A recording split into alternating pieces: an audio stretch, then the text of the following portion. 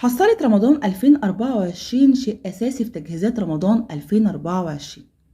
عشان نبدأ نجهّز لرمضان 2024 صح، لازم إن إحنا نكون عاملين في اعتبارنا إن إحنا لازم نعمل حصّالة على جنب لتجهيزات رمضان 2024، حتى لو إحنا بنفرّز أو بنخزّن حاجات، لازم برضه الحصّالة تكون موجودة. ليه؟ عشان الحصّالة دي هتنفعِك في دخلة رمضان، هتشوفي إيه اللي ناقص عندِك، تبدئي تفتحي الحصّالة وتبدئي تكمّلي الحاجة اللي ناقصاكِ من داخل الحصّالة. النهارده فكرة الحصّالة بتاعتي هتكون فكرة حصرية بإذن الله، وإن شاء الله زي ما وعدتكم هتكون حاجة محدش قالها قبلي قبل كده على اليوتيوب. ازاي؟ بإن احنا كنا هنحول حاجات كنا بنرميها لفلوس هنحوشها في قلب الحصّالة. تعالوا نشوف مع بعض كل ده هنعمله ازاي، بس قبل اي حاجة لازم نقول اللهم صل وسلم وبارك على سيدنا محمد وعلى آل سيدنا محمد وعلى أصحابه أجمعين. تاني حاجة بقى، لو لسه جديدة في القناة وشايفة القناة مفيدة بالنسبة لك، متبخليش عليا باللايك الحلو بتاعك والاشتراك في القناة وتفعيل الجرس عشان يوصلك مني كل جديد. اما لو بالفعل مشتركة في القناة برضه متبخليش عليا باللايك الحلو بتاعك والتعليقات الجميلة عشان القناة تتشاف والفيديو كمان يتشاف والفكرة تبقى حصري على القناة عندي محدش ياخدها مني. عايزة اقول لكم بجد والله الفكرة دي فكرتي انا، الحمد لله طبقتها على نفسي زي ما بطبق اي فكرة بنزلها لكم للتوفير. اي حاجه بقولها لكم بتكون انا مطبقاها على نفسي وبكون عاملاها فعلا في بيتي وحاسه ان هي فعلا ناجحه معايا 100%. زي كده فيديو 12 فكره للتوفير و10 افكار للتوفير، كان الحمد لله افكار حصريه وعجبتكم، والحمد لله كانت واخده يعني لايكات حلوه واخده تعليقات جميله، الحمد لله ما جاش عليها اي تعليق سلبي. نبدأ ونقول بسم الله الرحمن الرحيم ونشوف الحصالة بتاعتنا عبارة عن ايه. بس قبل ما اي حاجة لازم برضو اشكركم على دعواتكم الجميلة اللي دعتها لي لما عرفتوا ان انا تعبانة. بجد انا بشكر كل حد سأل عليا سواء على الواتس ولا الفيس او على اليوتيوب، بشكركم من قلبي وبشكركم على دعواتكم جميلة. ربنا يبارك لكم في حياتكم وفي اولادكم ويجعلوا يا رب كل الدعوات دي في ميزان حسناتكم. نبدأ كده ونشوف الحصالة بتاعتنا هنعملها ازاي. طبعا الفكرة المعتادة اللي انا قلتها مليون مرة على القناة ان احنا بنشوف ايه اللي احنا وفرناه من الالتزامات الشهرية زي الغاز زي الكهرباء زي المية ونحطها في الحصالة. يعني ايه يا سمر؟ يعني انا مسكت فاتورة الكهرباء الشهر ده حاولت ان انا اوفر اي حاجة ان شاء الله حتى لو جنيه هحطها في قلب الحصالة. فوفرت من فاتورة المية مثلا 2 جنيه احطها في الحصالة، من فاتورة مثلا الغاز 3 جنيه احطها في الحصالة، وعندك فيديو على القناة ازاي توفري من الالتزامات الشهرية. طيب دي حاجة مفروغ منها. وطبعا الفكة اللي احنا بنطلع منها مثلا سواء مصروفي باليوم طلع معايا فكة بحطها في الحصالة، مصروفي بالاسبوع جبت طلبات الاسبوع بقى معايا فكة بحطها في الحصالة، مصروفي شهري نفس النظام. دي فكرة او حاجة كل الناس عارفاها وكل الناس بتعملها وانا قلتها كتير على القناة. الفكرة الجديدة بتاعتي بقى النهاردة ان احنا ازاي نستغل الحاجات اللي احنا بنرميها. يعني ايه؟ يعني اول حاجة تمام احنا داخلين على موسم مدارس، فطبعا بنستهلك كراسات وبنستهلك ورق كتير قوي في المذاكرة، صح كده؟ صح كده. يعني هنعتبر دي ان كراسة احنا استهلكناها، هنعمل كده صندوق على جنب وهنحطه وهنعرف اولادنا ان الصندوق ده اي ورقة مش محتاجها هتحطها في الصندوق ده، اي كراسة مش محتاجها خلاص خلصتها هتحطها في الصندوق ده، كتاب خلاص مش محتاجه هنحطه في الصندوق ده. هنعمل ايه؟ في واحد كده بيعدي من تحت باب البيت تمام في الاماكن الشعبيه كلها بينده على العيش الناشف، تمام. الراجل ده برضو بياخد الكراسات والكتب القديمه، وساعات برضو بيعدي كده بينده كده اللي عنده كتب قديمه للبيع.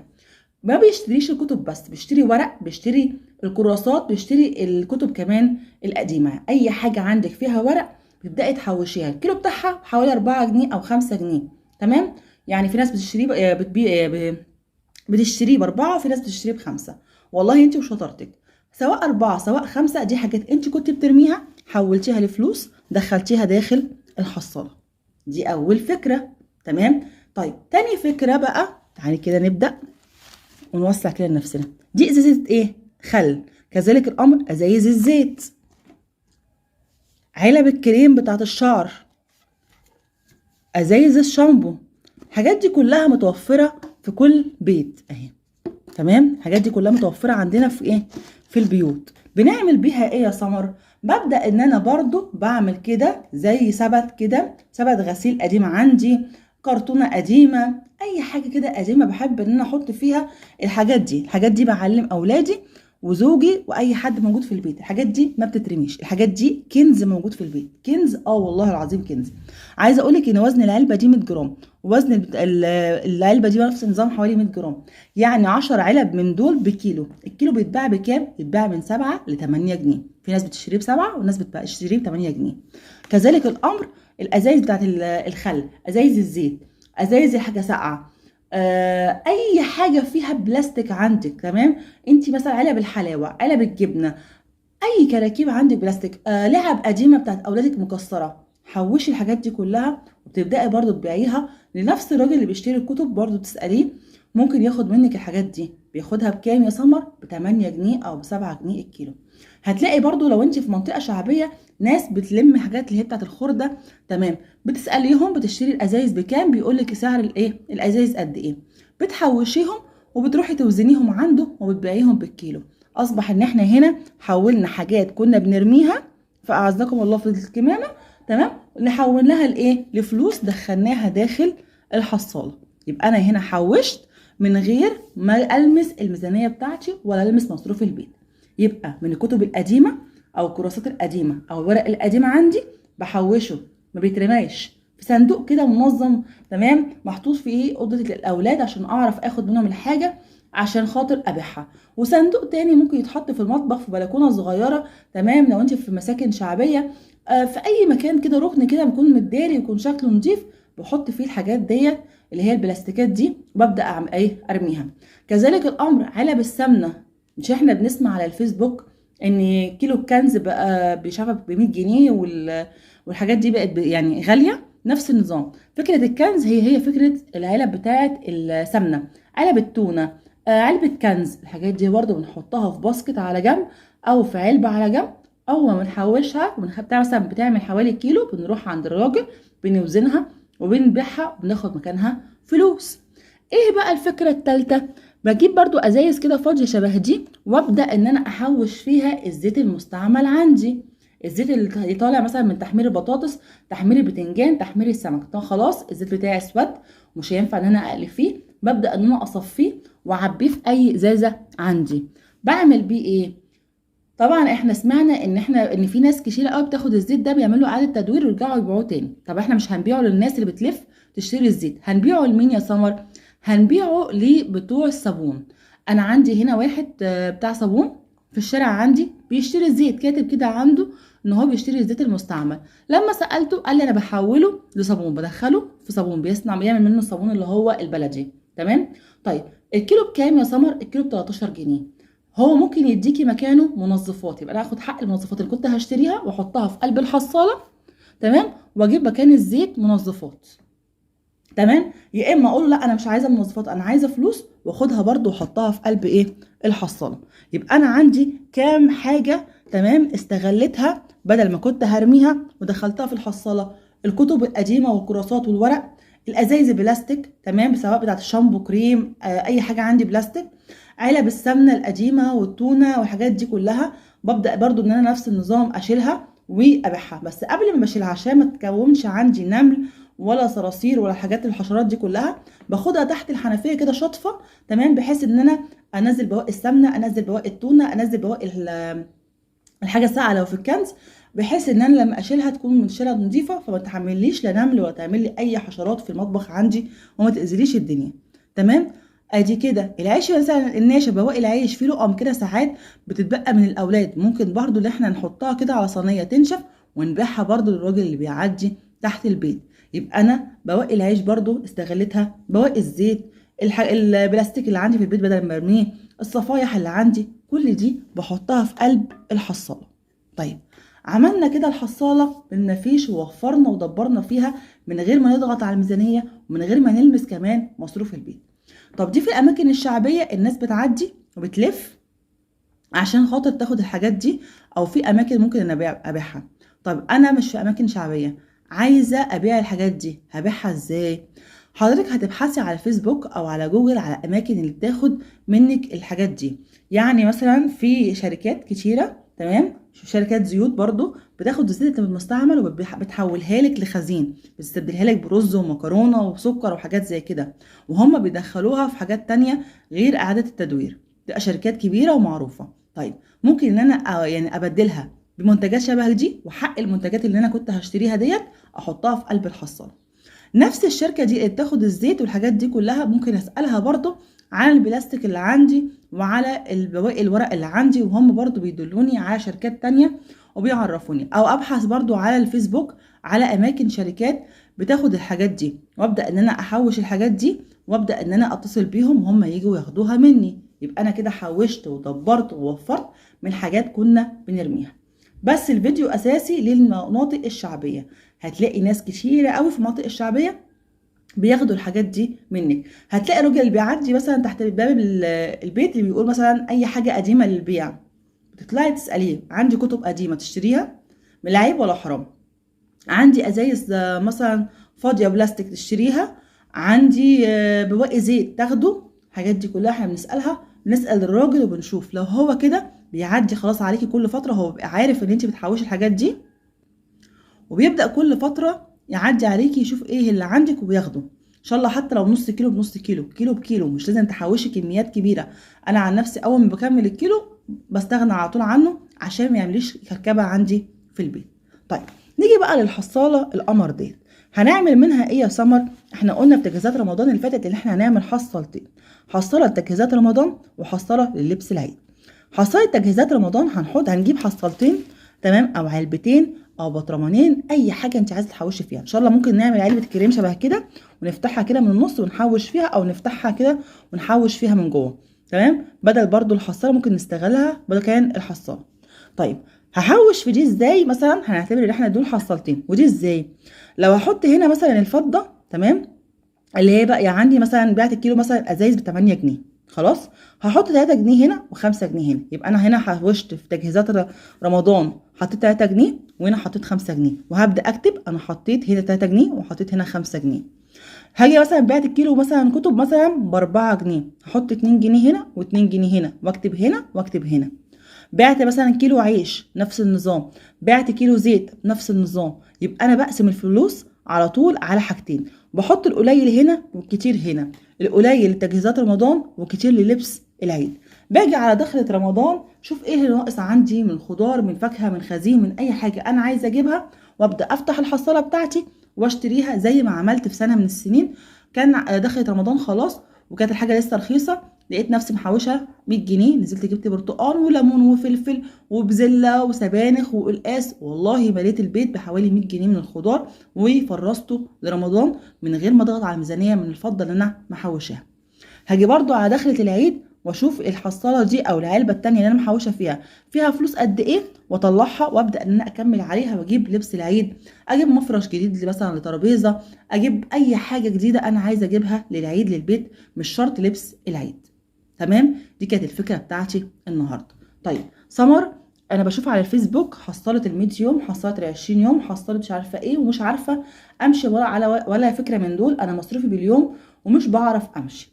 عشان نمشي على حصاله ال100 يوم ونبدا ان احنا نحط بترتيب الارقام كل يوم، مثلا النهارده جنيه، بكره 2 جنيه، بعده 3 جنيه، هيبقى حلو معاكي لغايه ال10 وال20 جنيه. بعد كده هتلاقي نفسك بتحطي 30 جنيه في اليوم. طب انت هتجيبي منين؟ لو انت مصروفك مثلا حتى 100 جنيه في اليوم، 30 جنيه ممكن ياثر عليكي بايه في اليوم او في مصروف الايه اليوم بتاعك. ففكره الحصاله العشوائيه ان انا بحط فيها جنيه او 2 جنيه او 5 جنيه حسب المتوفر معايا تبقى احسن بكتير واضمن بكتير من فكره ان انا امشي بترتيب الايام زي ما هم عاملين فكره على الفيسبوك. طبعا الفكره دي ممكن تنفع مع ناس تانية، تمام، وممكن تفشل مع ناس تانية. انا مش بقلل من الفكره، لا هي فكره برضو حلوه للي حابب ان هو يحوش ودخله بيكون زياده، او اللي هي بتشتغل فتقدر ان هي تحوش برضو من فلوس شغلها جانب مصروف البيت. طيب ليه بكتب هنا الحاجه اللي انا حوشتها في الحصاله؟ عشان اعرف الحصاله بتاعتي فيها قد ايه. فعشان مثلا اكون محتاجها، مثلا شوف انا هنا مثلا 90 جنيه، لا استنى شويه لغايه مثلا لما يوصلوا 100 جنيه وابدا افتح الحصاله. طيب في ناس تانية برضو بتسال على الفيسبوك، انا بحط فلوس في الحصاله، شفتها في كذا جروب، والاقي الحصاله بتاعتي فاضيه مع ان الحصاله بتاعتي سليمه وما فيهاش اي حاجه. يا ترى ايه اللي بيحصل؟ بص حبيبه قلبي، الحصاله دي انا فتحتها يعني فتحتها من يومين لان انا كنت محتاجه ان انا اعلق محاليل، وكان لسه زوجي ما قبضش، فكان لازم ان انا اتصرف عشان اخد المحاليل بتاعتي. فهلجأ لمين؟ هلجأ لصديقتي الحصاله. فتحتها تمام، وخدت منها ال 150 جنيه حق المحلول، كان فيها 150 جنيه، واتصرفت وخدت المحلول بتاعي من غير ما اضغط على جوزي ولا اضغط على نفسي. طب فتحتيها ازاي يا سمر؟ بصراحه زوجي هو اللي فتحها لي، جاب السكينه ودخلها عند الحرف ده واحده واحده واحده كده بالراحه لغايه لما ايه اتفتحت معاه. اتفتحت معاه فضيناها، اخدنا الفلوس اللي فيها، وبعد كده عملناها كده، ضغطت عليها حتى بصي هي بتطلع معايا تمام. انا عايزه افتحها لكم. بصي هي من هنا لو انت شايفه ان في هنا سن تمام، بتدخلي في سن السكينه او سن مقص او سن اي حاجه رفيعه عندك، وبتطلعيها وبتاخدي منها الفلوس، وبعد كده بتحطيها تاني ومثلا بشاكوش او بمفك، تبداي ان انت تخبطي كده على الحرف بتاعها بتثبت تاني. فديت الفكره اللي لو حد مثلا عندك في البيت بيحب يقلبك ولا حاجه في الحصاله، تبقى عارفه ان الحصاله بتاعتك بتتفتح ازاي وبتتقفل ازاي. تمام. دي برضو حبيت ارد عليكم في قلب فيديو عشان الناس اللي بتبقى دايخه وتبقى عايزه تعرف الحصاله بتاعتها اتفتحت ازاي من غير ما ايه حد يلمسها او هي مقفوله. يعني بص الحصاله اهي مقفوله. طبعا انا باخد منها الفلوس لازم احط فيها ان شاء الله حتى لو جنيه او نص جنيه عشان تبقى فالحلو ان انا احط فيها فلوس تانية. طب سمر انت كنت عاملاها رمضان ازاي فتحتيها؟ انا الحصاله بتاعتي يا جماعه مبقاش لفكره معينه او لموسم معين. الحصاله بالنسبه لي حاجه بتنفعني في الازمات، ببدا احوش فيها، ولما بحس باي ازمه بفتحها وبلجأ اليها، ويبقى عندي يقين بالله كده ان انا ان شاء الله هبدا احوش فيها تاني.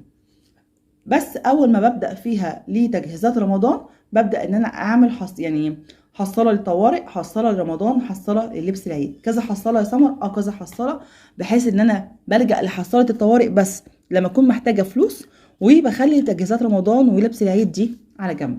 ان شاء الله حتى لو معايا 3 جنيه بحط في كل واحده فيهم جنيه، معايا جنيه ونص بحط هنا نص وهنا نص وهنا نص، معايا 6 جنيه نفس النظام. بحاول اقسم فلوسي على 3 اماكن بحيث ان انا الجا لحصاله الطوارئ واخلي الحصالتين التانيين زي ما هما.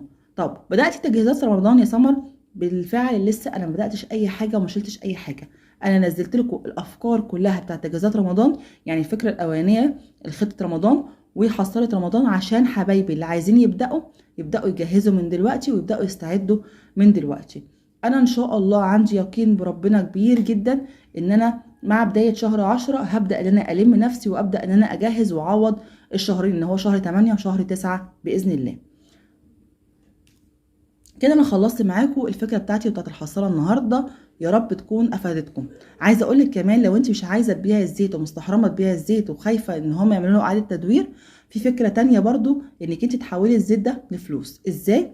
انك انت بتجيبي بطاس وبتشوفي على اليوتيوب في قنوات كتيره قوي عامله طريقه الصابون البلدي، تبداي تحولي الصابون البلدي بتاعك الزيت دوت لصابون بلدي، وتشوفي جيرانك وتشوفي اصحابك وتشوفي قرايبك وتقولي لهم ان انت عامله صابون بلدي في البيت وبتبيعي القطعه بقد كده. شوفي هو عند الصابون بتاعكم بيبيعها بقد ايه وبتبيعيها بنفس السعر، بيبقوا هم ضامنين ان الحاجه دي معموله في البيت.